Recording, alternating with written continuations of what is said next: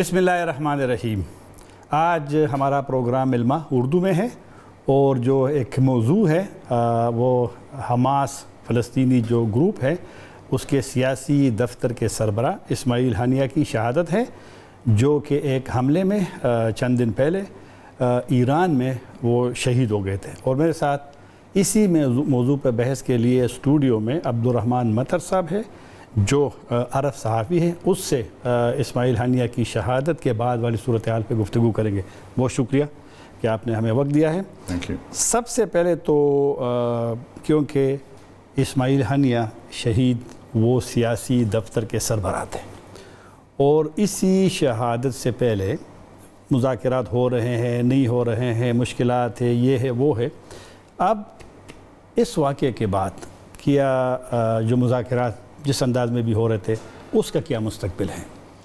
Definitely اس میں بہت changes ہو جائے گا، کیونکہ جو نیگوشیشن کرنے والا، مذاکرات کرنے والا ایک دوسرا کو قتل کیا گیا، تو ڈیفینیٹلی یہ کمپلیٹلی یہ جو مذاکرات کا رخ چینج ہو جائے گا۔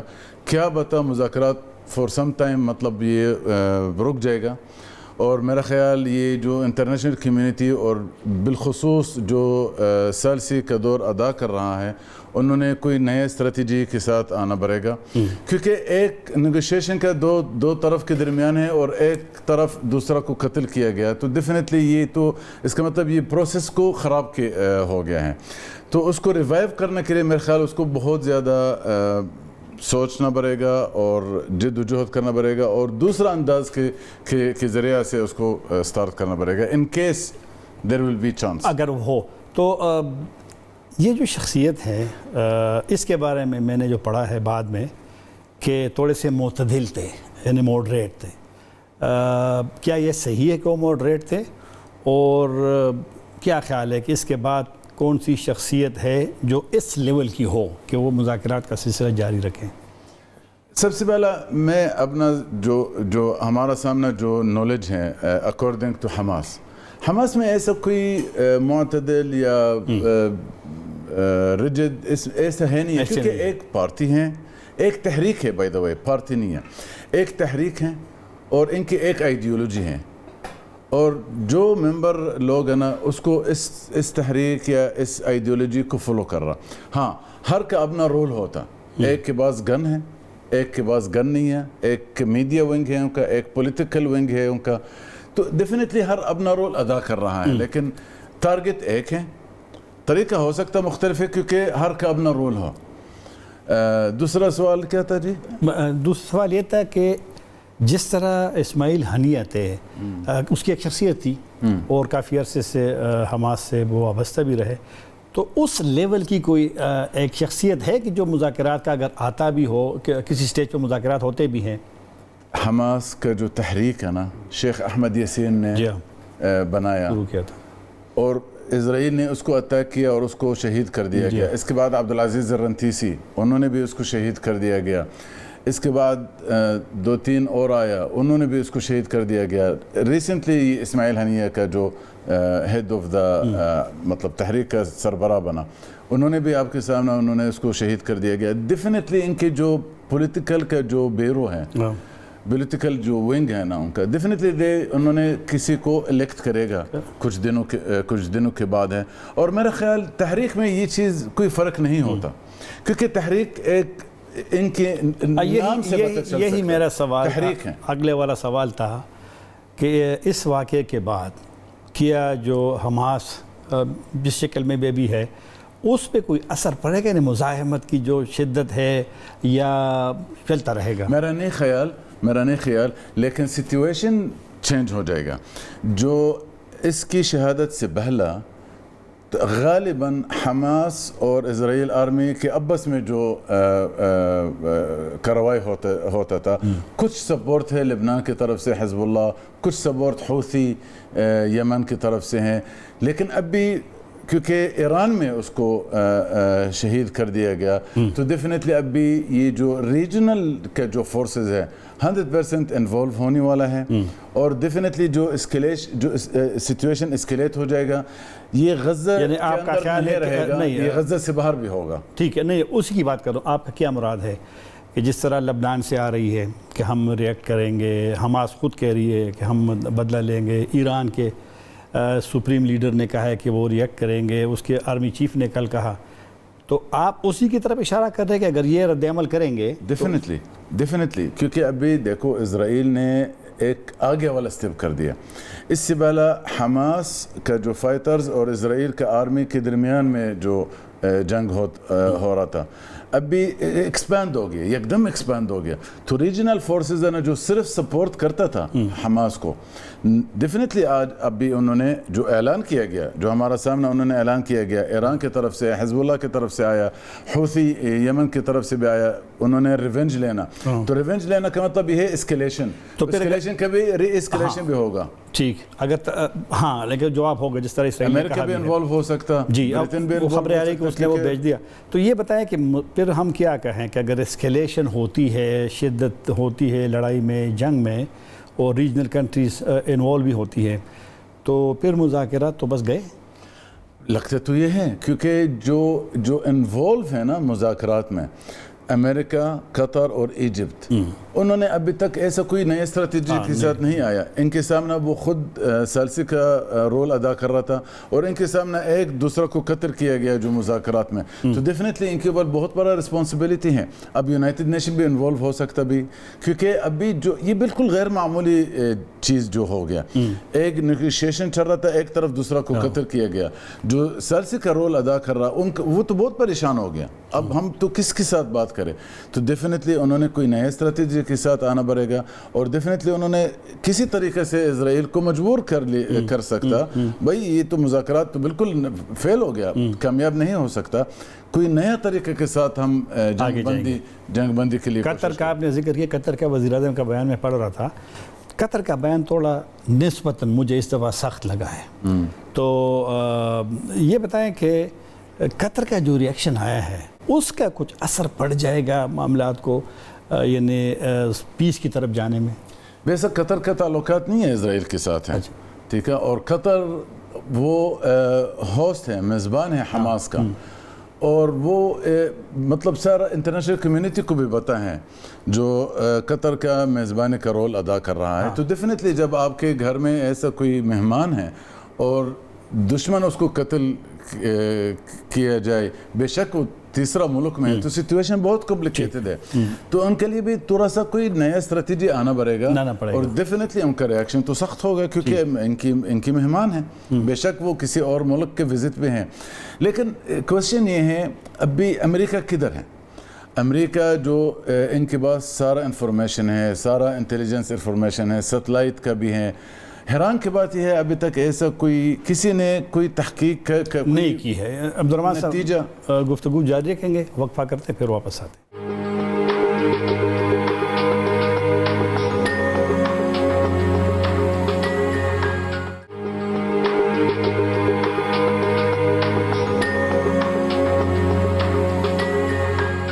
پروگرام میں دوبارہ حاضر ہیں. کچھ رپورٹس آئی ہے امریکی میڈیا کی، نیو یارک ٹائمز کی، کہ یہ بم جو تھا اس کے کمرے میں پہلے سے موجود تھا.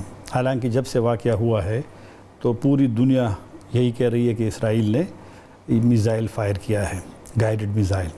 تو یہ رپورٹ کی آپ کے خیال میں کیا حیثیت ہے؟ اس رپورٹ کی ضرورت کیا پڑی؟ آپ کا کیا مطلب ایک صحافی کی حیثیت سے؟ جب ایران خود ابھی تک اعلان نہیں کیا گیا، ان کی تحقیق جو جاری ہیں ابھی تک انہوں نے کسی ایسا کوئی نتیجہ سب کے سامنے اعلان نہیں کیا گیا، تو ڈیفینیٹلی پھر دوسروں کے لیے بھی چانس مل جائے گا کسی کو کمنٹ کرنا، کسی کو دعویٰ کرنا میرے پاس یہ انفارمیشن ہے. میرے پاس ہونا یہ چاہیے جو ایران کا جو انویسٹیگیشن ہے وہ تیزی میں ہونا تھا اور فوراً اس کا نتیجہ آنا چاہیے تاکہ سب کو معلوم ہے ہوا کیا ہے. جو 4 گھنٹے یعنی اٹیک کے 4 گھنٹے کے بعد اعلان کیا گیا، 4 آورز انہوں نے کیوں یہ خبر کو بالکل دبایا؟ نمبر 1. نمبر 2, اس وقت سے ابھی تک تقریباً 36 آورز کے بعد ابھی تک اس کا انویسٹیگیشن چل رہا ہے. ایسا کوئی حتمی نتیجے نہیں ہے. اور جو انفارمیشن آ رہا ہے ایران کی طرف سے وہ بھی مطلب ذرائع سے آ رہا ہے, کوئی ایسے آفیشیل اسٹیٹمنٹ نہیں آ رہا. اور ذرائع میں یہ کوئی آؤٹ سائڈ آف ایران کا کوئی گائیڈڈ میزائل نہیں اس کو ہٹ کیا گیا اور بتایا بھی نہیں ہے میزائل کہاں سے لانچ ہوا گیا. تو ڈیفینیٹلی انٹیلیجنس وار میں اسی طرح پھر چانس سب کے پاس چانس ہو, کسی کو کمنٹ کرنے کے لیے, کسی کو دعویٰ کرنے کے لیے میرے پاس انفارمیشن ہے, کسی نے کہا اس کو somebody has اس کی کوٹ کے اوپر کسی کوئی مٹیریل چپ کو اسٹک کیا گیا, کسی بتایا اس کا کمرہ میں آلریڈی بم پلانٹ تھا. تو یہ انفارچونیٹلی یہ ابھی تک ایسا معلوم نہیں ہے ہوا کیا ہے, کیسا ہوا. لیکن اکثر میں ماضی میں ہوا ہے کہ امریکن میڈیا جو ہے یعنی ٹھیک ہے لوگ کہتے ہیں وہ آزاد ہے, لیکن میں کبھی کبھی دیکھتا ہوں کہ ان کو مجھے یاد ہے کہ جب اسپتال پہ جب جنگ شروع ہوئی تھی تو اسپتال پہ اٹیک ہوا تھا. اس کے بعد پھر امریکن میڈیا تمام CNN جو جتنے بھی ہیں ان کے وائس آف امریکہ وہ اس کو بلاسٹ کہتے تھے, حالانکہ وہ اسٹرائک تھا اور پوری دنیا نے اس کو دیکھا. تو یہ تو نہیں ہے کہ امریکن میڈیا ایک خاص سوچ کو پھر یا بیانیے کو معلوم ہے جو بھی جنگ ہے وہ تو صرف معمولی جنگ نہیں ہوتا, اس کے ساتھ اکنامک حصہ بھی سائد بھی ہوتا ہے, میڈیا کا جنگ بھی ہوتا ہے, انٹیلیجنس کا جنگ بھی ہوتا ہے. صرف ایک دوسرا فریق, ایک کے پاس بندوق ہے ایک کے پاس ٹینک ہے, صرف نہیں ہے ہوتا, ہر قسم کا جنگ ہوتا ہے. تو یہ ایک حصہ ہے, یہ جو انفارمیشن جو آ رہا ہے, جو میڈیا رپورٹس جو آ رہا ہے, یہ بھی ایک حصہ ہے اس کا حصہ ہے. ہاں ٹھیک. اچھا عبدالرحمن مطہر صاحب, ہم نے کچھ بات کی ہے مذاکرات کی. حماس کے پاس اب کیا آپشنز ہیں, اور ان کے ساتھ یہ بھی بتائیں کہ جو رد عمل آیا ہے اسلامی ممالک کا, وہ اس کو آپ مطمئن ہے کہ وہ مؤثر رد عمل ہے اس واقعے کہ نہیں, بس وہ کہ امریکہ والا فیکٹر تو بھی ہے نا اسرائیل کے ساتھ, تو اس رد عمل کو آپ کیسے دیکھتے ہیں؟ لیکن پہلے آپشنز. ہاں سب سے پہلے حماس کے پاس کیا آپشنز ہیں؟ فلسطینی انلارج کے پاس کیا آپشن ہے؟ پچھلا 75 سال سے فلسطین کے زمین مقبوضہ ہیں اور مسلمانوں کا قبلہ اول بھی یہودیوں کے قبضہ میں ہے. تو فلسطینیوں کے پاس کیا آپشن ہے جد و جہد کے علاوہ, مزاحمت کے علاوہ, اور ان کے پاس اور کیا آپشنز ہیں؟ میرا خیال اور آپشنز نہیں ہیں. امت مسلمہ یا عرب ممالک کے بارے میں اگر ہم بات کریں, بہت افسوس ہے, ان کے ریاکشن تو بہت افسوس ہے, بہت ہی کمزور ہے. ہمارا عرب کا ہسٹوری میں یا ہم مسلمانوں کا ہسٹوری میں کبھی ہم تو اتنا کمزور نہیں تھا. اور اگر ہم حقیقتاً میں ہم اپنا ریسورسز کو دیکھیں, ہم لوگ ابھی بھی کمزور نہیں ہیں.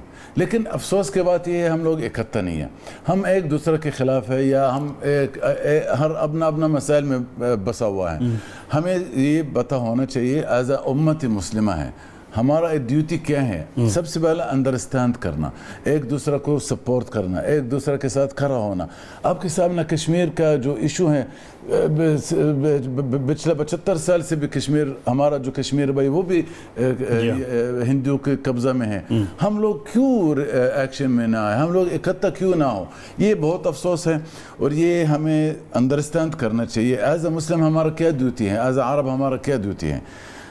انفارچونیٹلی یہ اس طرح رد عمل لیا. اچھا, سیاسی ونگ کے سربراہ کو شہید کرنا ایسے وقت میں کہ جب پہلے بھی ہم نے تھوڑا سا ڈسکس کیا ہے, تو اسرائیل کیا چاہتی ہے کہ مطلب ہے کہ وہ مذاکرات کی طرف جاتے نہیں ہیں, یا جس کا وہ دعویٰ ہے بار بار کہتے ہیں امریکن یہ اسرائیلی وزیر اعظم بھی کہ ہم ختم کریں گے حماس کو, پھر مذاکرات کریں گے, تو کیا حماس اس سے ختم ہو سکتی ہے؟ اسرائیل گورنمنٹ نے ڈے 1 سے 7 اکتوبر کے فوراً بعد انہوں نے یہ اعلان کیا, انہوں نے 2-3 ٹارگٹ رکھا اس جنگ کا. سب سے پہلا ٹارگٹ یہ ہے حماس کو بالکل ایلیمینیٹ کرنا, اور حماس کا کنٹرول غزہ میں وہ بھی ختم کرنا, اور ان کے جو پریزنرز آف وارز کو بھی واپس رہا کرنا. انہوں نے یہ تینوں ٹارگٹس میں اچیو نہیں کر سکا. پچھلے 10 ماہ سے 40,000 سے زیادہ انہوں نے شہید کر دیا گیا, غزہ کو بالکل مسمار کیا گیا, 1 لاکھ سے زیادہ زخمی کیا گیا. لیکن انہوں نے ان کی جو ڈکلیئرڈ ٹارگٹس ہے وہ اچیو نہیں کر سکا. لہٰذا ان کے پاس اور آپشنز کیا ہے؟ اسیسینیشن. اور اسیسینیشن کا جو اسرائیل کی طرف سے وہ یہ نیا چیز نہیں ہے. یہ اسرائیل کے پچھلا 57 ایئرز سے ان کی یہ مین اسٹریٹجی ہے دشمن کے خلاف ہے اس کو اسیسینیٹ کرنا, ویدر اٹ از فلسطین کے اندر ہے یا کسی عرب ملک میں ہے یا کسی یورپ میں ہے. آپ دیکھیں جتنا فلسطینی مزاحمت کا جتنا گروپس ہیں, صرف حماس نہیں ہے, فتح بھی ہے, الجبہہ بھی ہے, بہت زیادہ. جو پچھلا 57 ایئرز میں کیوں بات کر رہا ہوں, کیونکہ جو لاسٹ اسرائیل کا جو لاسٹ ملٹری وکٹوری تھی وہ 1967 میں جب انہوں نے بیت المقدس کو بے قاعدہ قبضہ کیا گیا اور وہاں پر اسرائیل کا فلیگ انہوں نے ریز کیا گیا. یونیفارم اسرائیل آرمی کا جو سولجرز ہیں یونیفارم میں تھا. اس کے بعد اسرائیل کے پاس وکٹوری پکچر ہے نہیں ہے, لہٰذا انہوں نے اس وقت سے ابھی تک صرف اسیسینیشن کر رہا ہے. اور جو بھی ان کی ٹارگٹ میں آتا ہے, لبنان کے اندر انہوں نے بہت زیادہ فلسطینی لیڈرز کو قتل کیا گیا, ٹارگٹ کیا گیا. سیریا کے اندر, اردن کے اندر, مصر کے اندر, یورپ کے اندر بھی ہیں. تو یہ ان کی ویسا ان کے لیے نیا چیز نہیں ہے. یہ جو اسیسینیشن جو ابھی اس جنگ کے دوران انہوں نے کتنا لیڈر کو اسیسینیٹ کیا صاحب ایک اور بات آپ سے, غزہ تو چلو حماس کے کنٹرول میں تھا, جو دیگر فلسطینی علاقے ہیں وہ ان کا کیا رد عمل ہے ان غزہ کے معاملات میں؟ کیونکہ ہمارے لوگ جو ہے نا پاکستانی کو تھوڑا سا آسان الفاظ پہ سمجھائیے, ان کا کیا رد عمل ہے ویسٹ بینک میں؟ ویسٹ بینک کا جو اسرائیل کا جو کنٹرول ہے نا وہ بہت زیادہ سخت ہیں. ٹھیک ہے, نمبر 1. نمبر 2, وہاں پر فلسطینی اتھارٹی بھی موجود ہے جو تقریباً بے بس ہیں. اور روزانہ اسرائیل آرمی کی طرف سے حملہ بھی ہوتا ہے. ابھی تک انہوں نے 10,000 سے زیادہ ویسٹ بینک میں گرفتاریاں کیا گیا اور تقریباً 1200 سے زیادہ گرفتاریاں کس نے کی ہے؟ اسرائیل آرمی نے فلسطینیوں کے خلاف ہے. اور تقریباً پچھلا 10 ماہ میں جب یہ جنگ سٹارٹ ہوا 1200 سے زیادہ بھی شہید کر دیا گیا ویسٹ بینک میں. ویسٹ بینک کا جو سچویشن جیوگرافک سچویشن ہے وہ بہت زیادہ کمپلیکیٹڈ ہے کیونکہ سیٹلمنٹس ہر جگہ میں موجود ہیں. وہاں پر ایک کوئی زمینی رابطہ نہیں ہے, ایک گاؤں کے دوسرا گاؤں, ایک سٹی سے دوسرا سٹی, کوئی زمینی رابطہ نہیں ہے. تو یہودی ہر جگہ میں موجود ہے اور ان کے بہت سخت قبضہ ہے وہاں پر. ٹھیک, عبدالرحمن صاحب گفتگو جاری رکھیں گے, وقفے کے بعد دوبارہ آتے ہیں.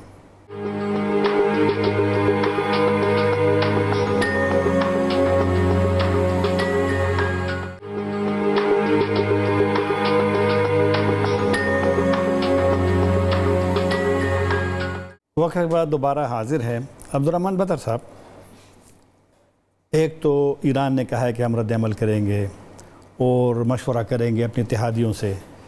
حماس نے بھی کہا ہے ہم وہ کریں گے. حماس میں اب اتنی وہ ہے کہ وہ اسرائیل کو ٹف ٹائم دے سکتی ہے کیونکہ اس نے بھی رد عمل کی بات کی ہے. ویسے ٹف ٹائم تو دے رہا ہے. پچھلے 10 ماہ سے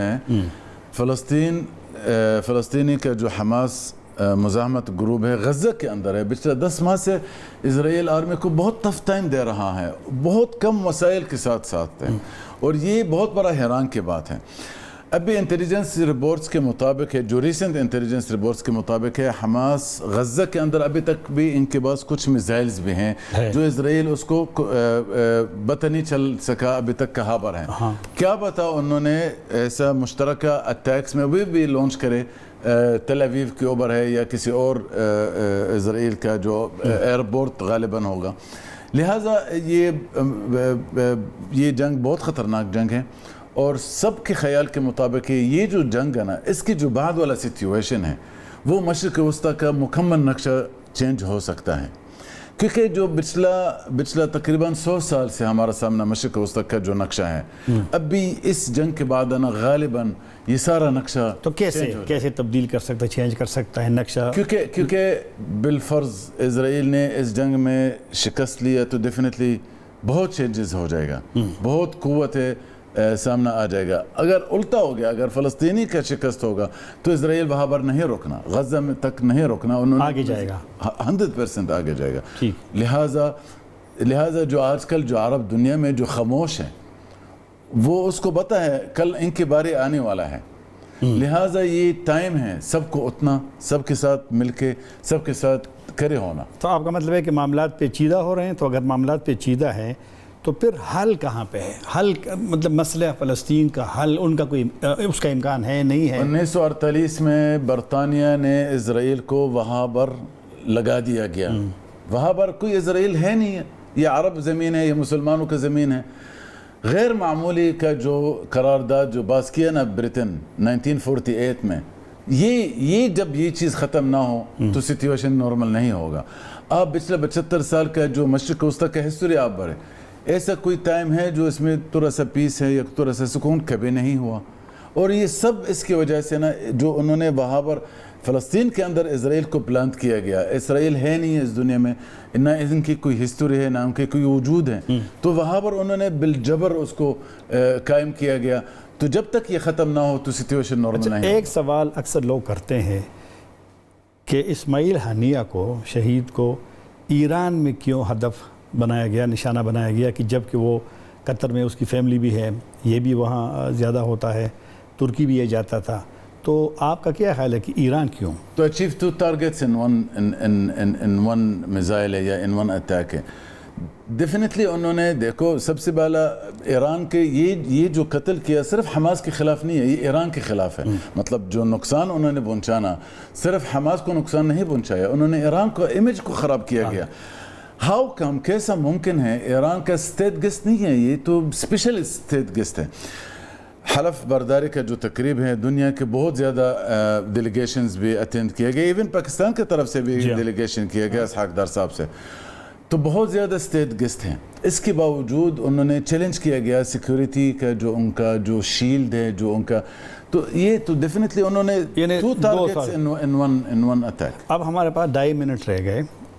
آپ نے تھوڑا سا مختصر الفاظ میں آسانی سے مسئلہ فلسطین کو بتانا ہے کہ مسئلہ فلسطین کیا ہے, کب سے شروع ہوا تھا, کوئی حل ہے کہ نہیں ہے؟ مسئلہ فلسطین 1948 میں شروع ہو گیا ہے, جب اس وقت فلسطین برٹش رول کے اندر تھا.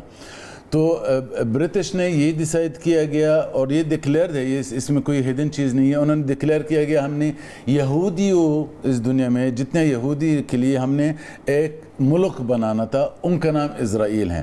تو 1948 میں یہ قائم ہوا, اور United Nation, United States, Soviet Union, سب نے اس کو ریکگنائز کیا گیا. 1948 میں انہوں نے عرب زمین کے اوپر, فلسطینیوں کے گاؤں سٹی کے اوپر انہوں نے اسرائیل کو قائم کیا گیا, نیم چینج کیا گیا, اسرائیل کو لایا گیا, لے کے آیا, اور انہوں نے قائم کیا گیا, اور انہوں نے ڈکلیئر کیا بھائی یہ اسرائیل ہے, یہ فلسطین نہیں ہے. اور اس کے بعد 1956 بھی ایک اور جنگ ہوا, جو انہوں نے مزید زمین میں قبضہ لیا اسرائیل نے.